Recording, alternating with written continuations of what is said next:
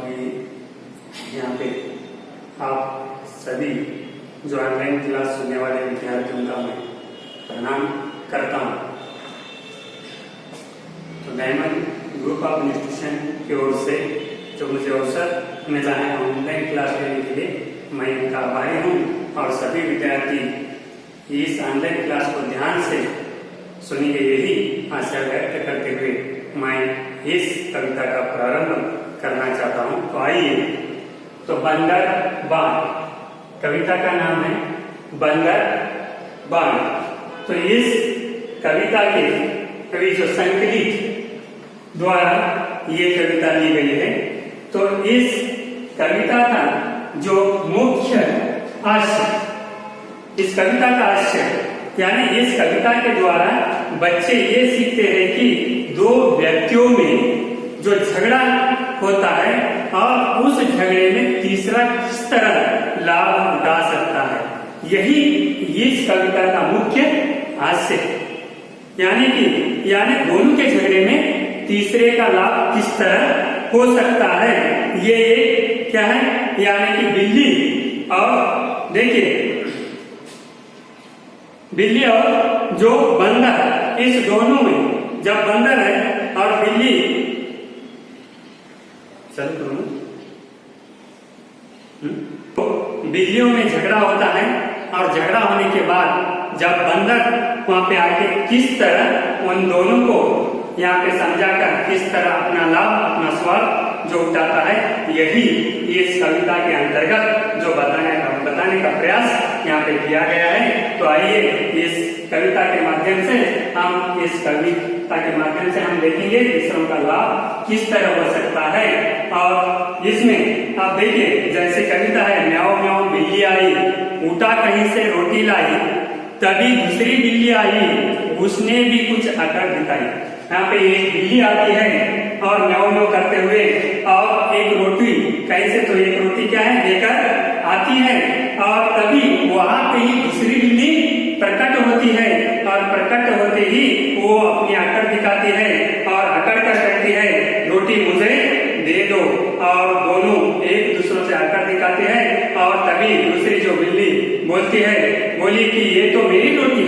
जब दूसरी बिल्ली आकर यहाँ पे अकड़ बताती है तो ये कहती है कि पहली बिल्ली ये तो मेरी रोटी है और छीन के लाई पूरी खोटी, क्योंकि देखिए दूसरी जब बिल्ली आती है वो कहती है कि ये मेरी रोटी है और तू छीन के लाई है और मेरी रोटी मुझको दे दो, नहीं तो मुझसे झगड़ा ले लो। यहाँ पे दूसरी बिल्ली, जब पहली बिल्ली रोटी लाती है तो दूसरी बिल्ली आकर कहती है कि ये मेरी रोटी है, मुझे दे दो, नहीं तो मुझसे झगड़ा मोल लो। ऐसा जब दूसरी बिल्ली कहती है तो क्योंकि यहाँ पे दोनों बिल्लियों में झगड़ा शुरू होता है। और तभी यहाँ के दो, जब आप देखते हैं समाज में कहीं जगह आप देख सकते हैं कि कितने अनेक सारे जो झगड़े देते हैं और दो झगड़ों में तीसरा किस तरह फायदा उठाते हैं। कई लोग ऐसे होते हैं, हर घर में झगड़ा होता है, दो भाइयों में झगड़ा होता है तो आजू बाजू के लोग वहां पे आते हैं और आके वहां पे क्या करते हैं, अपना स्वार्थ साथ लेते हैं। दोनों में इधर थोड़ा उधर थोड़ा शिकायत करना और दोनों में और भी झगड़ा लाना, और कहा तो यहाँ पे क्या करना, दोनों में झगड़ा लगाना, और लगने के बाद वो क्या जाते हैं, कोर्ट और कचहरी जाते हैं। और कोर्ट कचहरी जाने के बाद क्या करते हैं, पुलिस जो भी वकीलों को जो फीस भरते हैं, और तीसरा जब आता है दोनों को समझाता है, फिर भी समझाने पर भी वो समझते नहीं। वो कहता है कि ये ऐसा वो ऐसा, दोनों में थोड़ा थोड़ा वो कुछ तो बांट कर देने का, ये हिस्सा उनको ये हिस्सा उनको, ऐसा कहता है। फिर भी क्या करता है, दोनों के झगड़े में पैसे जाते, पैसे ले लेते, और तभी क्या करता है, ब्याज से पैसे देता है, और ब्याज से पैसे देकर क्या करता है, उनसे अपना स्वार्थ उठा लेता है। तो इसी तरह यहाँ पे कई समाज में ऐसे झगड़े दिखाई देते हैं, और झगड़े में क्या है, हानि ही हमें प्राप्त होती है। कभी भी झगड़ों में हमें क्या है, लाभ उत्पन्न नहीं होता है। इसलिए हम इस दो बिल्लियों से किस तरह हानि होती है, और वहां पे तीसरा आकर उन्हें समझाता है, मगर वो तीसरा किस तरह लाभ लेता है और समाज में भी किस तरह लाभ लेते हैं, यह हमें देखकर हमें कुछ सुधारना है, हमें कुछ चेंजेस होना है। क्योंकि यहाँ पे आप देख सकते हैं, यहाँ पे जैसे कि बंदर ने इस दो बिल्लियों का झगड़ा देखा, और देखा, और जब दो बिल्लियों का झगड़ा देखा और देखकर बंदर ने क्या किया, तराजू लेकर वहां पे आकर खड़ा हो गया और खड़ा हो गया। और तराजू यानी तोलने का साधन, तराजू यानी तोलने का साधन। और ये तराजू लेकर आता है और बोलता है इस दोनों बिल्लियों को, क्या बोलता है, तो कहता है झगड़ा ठीक नहीं। उस दोनों बिल्लियों को समझाता है कि झगड़ा ठीक नहीं है, क्योंकि आप ये जो भी रोटी है इसको आप क्या करना है, बांट के खाना, यही बात सही है। आप तुम दोनों झगड़ा मत करो और दोनों को मैं रोटी बांट के देता हूँ और आप ये दोनों रोटी बांट कर खा लीजिए। तभी रोटी के यहाँ पे बंदर आकर इन दोनों को समझाता है, समझा के कहता है कि दोनों तो क्या करता है, इस रोटी के दो टुकड़े करता है और टुकड़े कर कर बंदर ने पलों पर धर के, बंदर ने क्या है, पल्ला, पल्ला यानी तराजू का प्रत्येक पाला, पल्ला यानी तराजू का प्रत्येक पाला। और प्रत्येक पाले पर रोटी का जो टुकड़ा है, ये दोनों टुकड़े, दो टुकड़े कर कर हर पल्ले में वो रोटी पकड़ता है और पकड़ता है और देखता है, इस पाले को देखता है कि अधिक जिसकी तरफ रोटी है, देखिए अधिक जो देखा टुकड़ा खाए, जिस पाले में अधिक रोटी है और उसमें से एक रोटी का टुकड़ा स्वयं खाता है और इधर के पल्ले का रोटी खाता है तो दूसरा पल्ला नीचे हो जाता है। तो इसी तरह यहाँ पे बड़ा दूसरा उसे बहुत चला है, क्योंकि इस दोनों में यहाँ पे रोटी बांट कर देने की बात कही और जिधर ज्यादा देगा और उधर का टुकड़ा निकल कर वो खाया। तो इसमें लाभ किनका हुआ, तो बंदर का हो गया। और रोटी इसी तरह करते करते क्या है, जिधर देखे उधर की रोटी खाते खाते क्या कर रहे, रोटी थोड़ी शेष ही बच गई। और बंदर बोला, सुन लो आप तो, ये टुकड़ा मेरी मजदूरी और लास्ट में ऐसी इसी तरह करते करते क्या है, दोनों की जो रोटी है और ये रोटी खाते खाते लास्ट ये की रोटी बच गई। और बचने से और अंत में क्या कहा बंदर, तो कहा उन्होंने ये जो भी शेष रोटी बची है, सुन लो, ये अब ये टुकड़ा मेरी मजदूरी है और वही कामना मेरी पूरी, क्योंकि उन्होंने कहा थोड़ी बची सो रोटी मेरी है और ये मजदूरी है, मजदूरी कर वो भी रोटी मजदूरी के रूप में खा लेता है और अपना स्वार्थ साथ देता है। और इस दोनों के झगड़े में देखिए, इस बिल्लियों के कुछ भी हाथ नहीं आता है और झगड़े में ही ये पूरा गवाह बैठते हैं। हमें इसी दो बिल्लियों से हमें यही सीखना है, क्योंकि आज समाज में जितने भी झगड़े होते हैं और झगड़े में कभी किसी का लाभ नहीं हो सकता है। कई बार देखते हैं, दो पड़ोसियों का झगड़ा देखते हैं या दो भाइयों का झगड़ा देखते हैं, दो पड़ोसियों में भी झगड़ा लग गया और कोर्ट कचहरी करते करते और लायर क्या करता है, इनके पास भी फीस लेता है, इनके पास भी फीस लेता है और बाद में ये फीस ये क्या चुकाने के लिए कई साहूकारों के पास यानी धनिक वर्ग के पास जाते हैं और ब्याज से पैसे लाते हैं और ब्याज से पैसे लाकर वो ब्याज से पैसे ज्यादा हो जाते हैं। और एक दिन क्या करना पड़ता है, अपनी जो संपत्ति है, जो जमीन है, वो भी एक दिन उस लड़ाई झगड़े में गवा देना पड़ता है और बाद में ना इनको मिलता है ना उनको मिलता है। दोनों के बीच में जो अपने जो लायर है, जो वकील है, वो वकील पैसे खा लेता है और बाद में ब्याज से पैसे लाकर ब्याज के दुगने पैसे बनते हैं। वहां पे जो धनी है यानी ब्याज से देने वाला जो मालिक है और वही उनके पैसे खा लेता है और लास्ट में वो दोनों निकम्मे हो जाते हैं। तो उसी तरह इस बिल्ली के उदाहरण से भी हमें देखने के लिए मिला, अंत में किनका पैदा हो गया, तो बंदर का।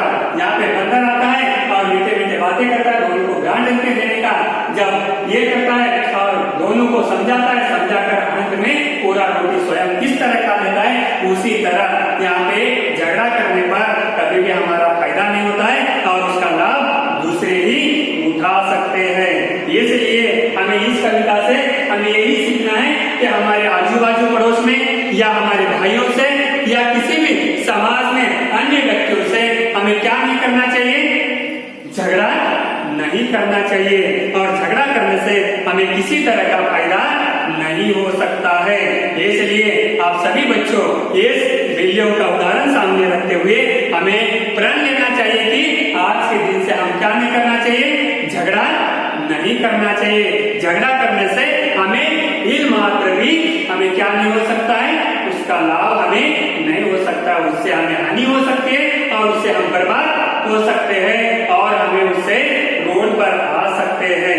इसलिए हम कभी भी झगड़े के झंझट में न गिरकर हम एक दूसरों से सलाह मशविरा कर हम जो भी बात है उस बात को समझकर हमारे राह पर हमें चलना चाहिए और किसी के साथ झगड़ा करना, बिना कारण झगड़ा करना हमारी भी हालत उस बिल्लियों की तरह ही हो सकती है।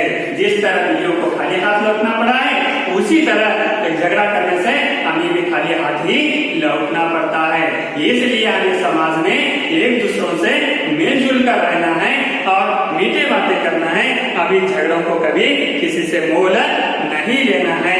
यही हम क्या करना चाहिए, ये कविता के अंतर्गत हमें सीखना चाहिए, क्योंकि हमें ये सीख हमें इससे मिलती है कि लड़ाई झगड़ा में हमें किसी प्रकार का फायदा नहीं होता है, क्योंकि हमें लड़ाई झगड़ा करने से हम बर्बाद हो सकते हैं। इसलिए अनेक समाज में जो भी लोग रहते हैं, अन्य प्रकार के लोग रहते हैं, वो कहीं ना कहीं तरह से झगड़ा घर तक भी लेकर आते हैं, तो उसे हमें समझा कर बोलना चाहिए। झगड़ा करने से हमारा आपका कोई फायदा नहीं है और इसमें हम व्यर्थ में झगड़े में हमें नहीं गिरना चाहिए। यही आपस में हमें ये करना चाहिए, क्योंकि झगड़ों से हमें लाभ नहीं होता है। यही हमें इस कविता के माध्यम से हमें जो सीख हमें मिल सकती है। ओके,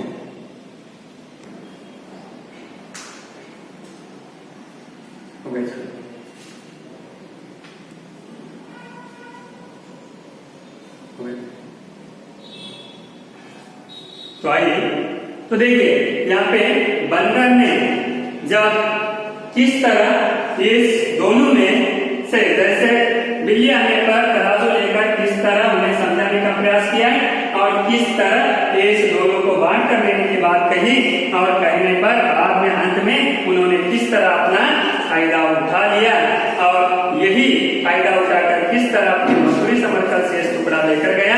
यह हम इस कविता के अंतर्गत झगड़ा न करने की बात हमें किस तरह समझ में आई है, यह हमें अच्छी तरह ध्यान से आ गया।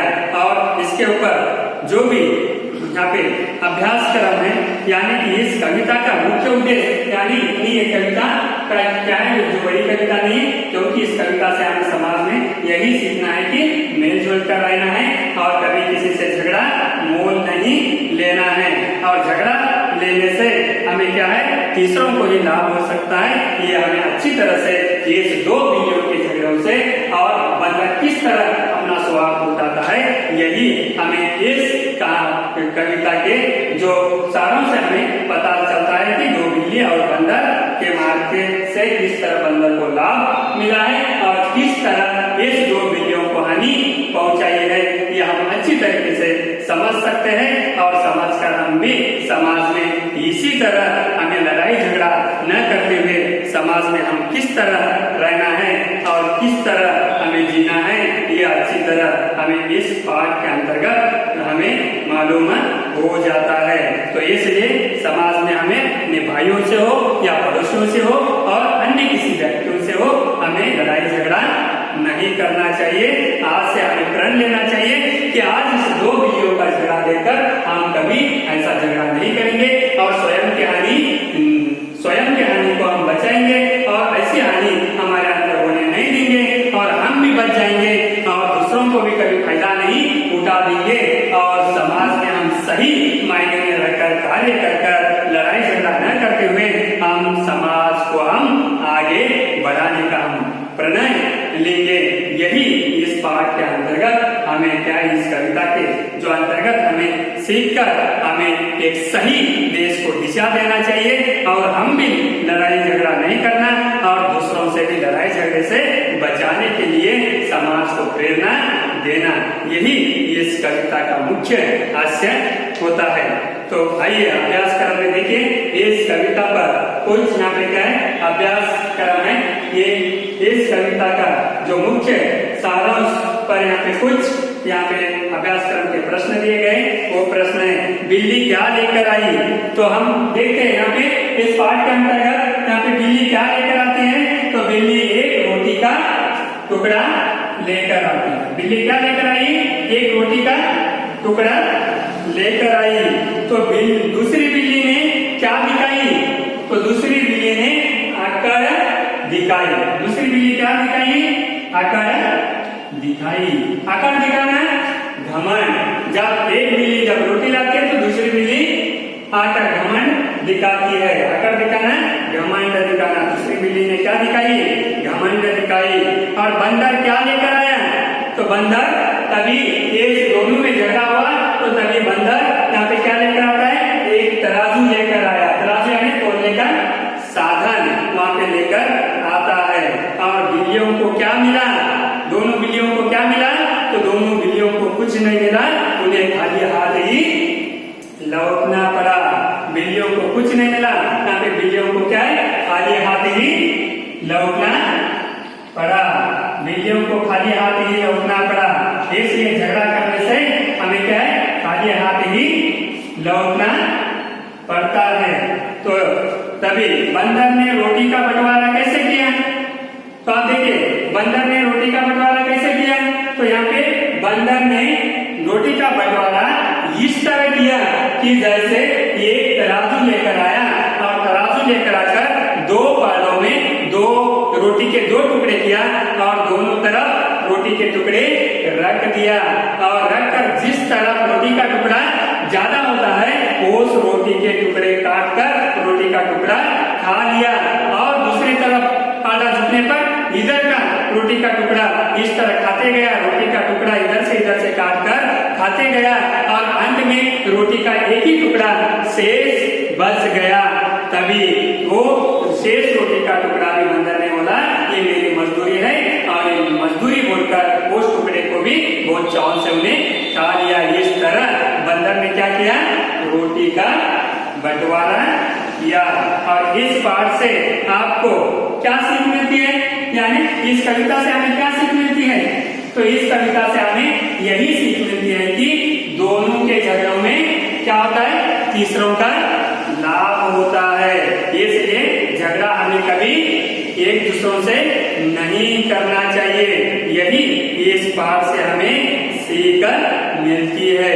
तो इसलिए आपको कौन से पकवान यहाँ पे पसंद है और उन्हें बनाने के लिए किन चीजों की जरूरत पड़ती है पता कीजिए और एक सूची बनाइए। क्योंकि यहाँ पे आपको कौन से पकवान पसंद है ये आप क्या करना है सभी विद्यार्थी, यहाँ पे आपके पकवान पसंद पकवान के नाम लेकर आना है। और जो भी चीज पकवान पसंद रहती है और उसके जो भी उसकी एक सूची बनाना। और इस तरह हमें क्या है, यहाँ पे पकवानों की सूची बनाना है। यहाँ पे जैसे आप कहते हैं जलेबी है और क्या है, जैसे जलेबी है और गुलाब जामुन है। ऐसे अनेक जो पकवान घर में बनाते हैं, लड्डू बनाते हैं। तो ऐसे अनेक पकवानों के नाम लिखना है और आपको पसंद है या नहीं पसंद है। जो चीज पसंद है तो उस पसंद की चीज के बारे में कोई मांगता है तो भी हमें उसमें से थोड़ा बहुत देना, मगर लड़ाई झगड़ा नहीं करना है। इसलिए यहाँ पे नमूने के अनुसार इस कविता में प्रयुक्त तुक वाले शब्दों को ढूंढकर लाइए। जैसे कि इस कविता में जैसे आई लाई, ये क्या है, तुक वाले शब्द। इस कविता में ऐसे ही कुछ यहाँ पे शब्द है, यानी कि जैसे यहाँ पे तुक वाले शब्द है कौन से हैं, यानी कि यहाँ पे बताए गए आई लाई। देखिए आई और लाई जैसे कि ई शब्द आने वाले, ऐसे ही एक 10 शब्द इस कविता से लिखना होगा। जैसे कि आई और लाई, जैसे लाई आई, जैसे यहाँ पे क्या है, देखिए ऐसे कई शब्द है। यहाँ पे इस तरह हमें लिखना है, नहीं सही, इस तरह नहीं और सही नहीं। इस तरह के शब्द यहाँ पे क्या है ढूंढकर यहाँ पे नमूने के ये जो शब्द है ऐसे इस कविता में कुछ शब्द है और उसे हमें क्या ढूंढकर लिखना चाहिए। और उसी तरह जैसे कि नीचे एक तरफ जानवरों के नाम है तो दूसरी तरफ बिल्लियों के कौन से, देखिए होली किसकी है ये हमें ढूंढना है। एक तरफ जानवरों के नाम लिखना है और दूसरी तरफ बोलियां। जैसे घोड़ा क्या है हिनहिनाना, देखिए हाथी क्या करता है चिंगाड़ना, यानी घोड़ा हिनहिनाना और हाथी चिंगाड़ना। और बकरी क्या करते हैं मिमियाना, देखिए मिमियाना। और वैसा ही कुत्ता क्या करता है भौंकना। इसी तरह गाय रंभाना। इस तरह यहाँ पे क्या एक तरफ यहाँ पे जानवर के नाम है और एक तरफ उनकी बोलियां है। और ये सभी क्या एक तरफ जानवरों के नाम और एक तरफ उनके बोलियों के नाम लिखना है। जैसे यहाँ पे अनेक सारे नमूने के अनुसार एक शब्द यहाँ पे लिखे, जैसे कल्लू ये ल को लेकर, जैसे यहाँ पे प्लू, यहाँ पे धक्का से क है, यहाँ पे आप लिख सकते हैं धक्कू, यहाँ पे देखिए। और बच्चा से यहाँ पे च है बच्चू। जैसे कि यहाँ पे जब उदाहरण दिया गया है तो आपको यहाँ पे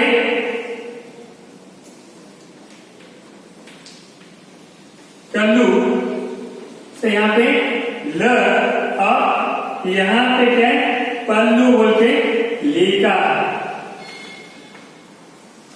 यहाँ पे देखिए धक्का,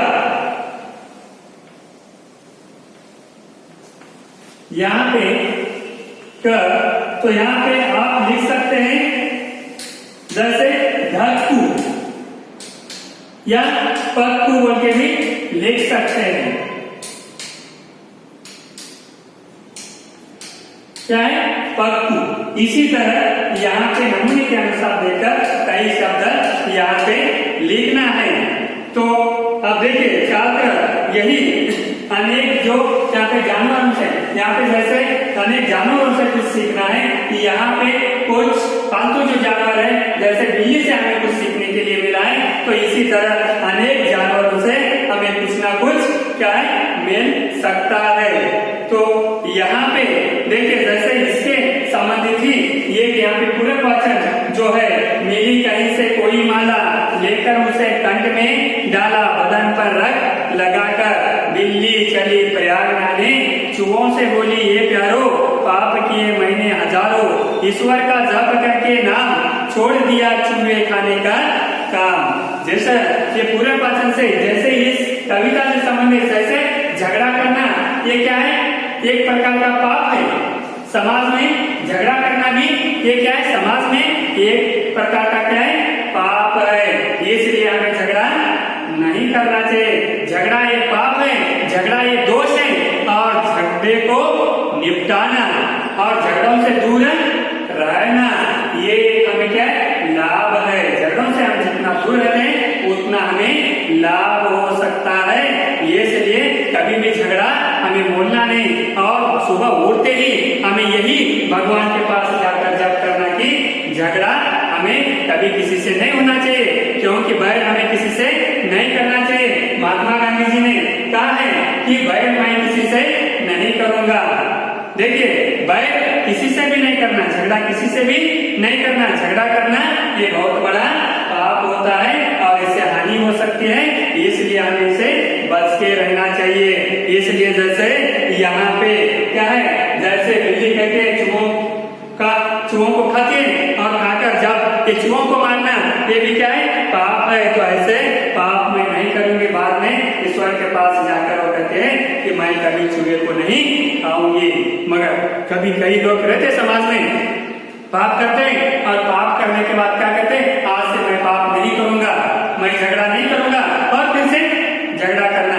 इसी तरह हमें कभी नहीं करना, क्योंकि झगड़ा करने से हानि हो सकती है। इसलिए हम भी झगड़ा नहीं करना और दूसरों वालों को भी और बोलना कि हमें झगड़ा करने से कुछ नहीं होता है, हमें झगड़ा करने से पाप होता है और हमें इसमें नहीं पड़ना चाहिए, हमें झगड़े से बचकर रहना चाहिए। तभी हमें जो अच्छा लगता है और अच्छा लगने पर भी अगर वो अच्छी चीज किसी दूसरों की है तो उसमें हमें कभी भी आड़ा नहीं होना चाहिए, उसकी चीज उसको ही देने के लिए हमें तैयार होना चाहिए। क्योंकि इस तरह हमें क्या करना चाहिए, क्योंकि हमें दूसरों पर दया दिखाना चाहिए, कभी भी दूसरों पर हमें अकड़ नहीं दिखाना चाहिए, क्योंकि दूसरों पर दया दिखाने से ही झगड़ा नहीं होता है और अकड़ नहीं दिखाई देना चाहिए। और समाज में बहुत सारे ऐसे अकड़ लोग हैं, ऐसे घमंड लोग हैं, बिना कारण दूसरों के रास्ते में आ जाते हैं और दूसरों के रास्ते में आकर दूसरों के साथ झगड़ा मोल लेते हैं। और इसलिए ऐसे लोगों से यही इस 2 वीडियो से सीख मिलती है कि झगड़ा करने से हानि हो सकती है और उसे हमें समझाना चाहिए कि झगड़ा करने से हमें कुछ मिलने वाला नहीं है। अगर झगड़ा करेंगे तो हमें हानि हो सकती है। इसलिए समाज में अनेक लोगों से झगड़ा न करने के लिए हमें सीख देना चाहिए और झगड़े में कभी भी रास्ते में किसी के रास्ते में हमें नहीं जाना चाहिए। किसी के भी रास्ते में जाने से हमारा लॉस हो सकता है, हमें हानि पहुंच सकती है। यही समझकर अपने अपने रास्ते से हमें चलने के लिए तैयार होना चाहिए। जितना मिलता है उतना ही में ही हमें सुखी से जीवन बिताना है, मगर दूसरों का छीनकर खाने से हमें बहुत ही क्या हानि हो सकती है और हमारा जीवन सुरक्षित नहीं रह सकता है। और ऐसा करने से हमें एक प्रकार का क्या है, पाप भी हमें मिल सकता है, पाप को भी हमें भुगतना पड़ता है। तो इसलिए हमें ऐसे पाप को हमारे जीवन में नहीं लाना है। तो हमें कभी भी किसी से बैर नहीं मोल लेना है और सबके साथ मिलजुल कर रहना है और मिलजुल कर सभी पर हमें दया करने के लिए सीखना है। सभी प्राणियों पर हमें क्या दया करके सभी को मिलजुल कर सभी के साथ रहना चाहिए। कभी किसी के साथ आकर नहीं दिखाना चाहिए, आकर दिखाकर हम आगे नहीं बढ़ सकते हैं। क्योंकि हम कहते हैं, क्योंकि हमें क्या है, यानी कि चोर पर मोर, जैसे हम कहते हैं चोर पर मोर, हम दूसरों के साथ लड़ाई करकर दूसरों का चुरा लेते हैं तो उसके ऊपर भी और कोई लड़ाई करकर उसका भी छीन लेता है। इसलिए हमें ऐसी भावना मन में न रखते हुए हमें क्या करना चाहिए, हम हमारे रास्ते से हमें जितना मिलता है उतना ही उसमें समाधान मानकर और उतना ही लेकर हमें खाना चाहिए। और कभी भी हमारे आजू बाजू हमारे इर्द गिर्द जो भी लोग हैं और उनके ऊपर कभी हमें घमंड नहीं दिखाना चाहिए और घमंड दिखाने से हानि हो सकती है और घमंड का पल्ला कभी भी खाली ही रह सकता है।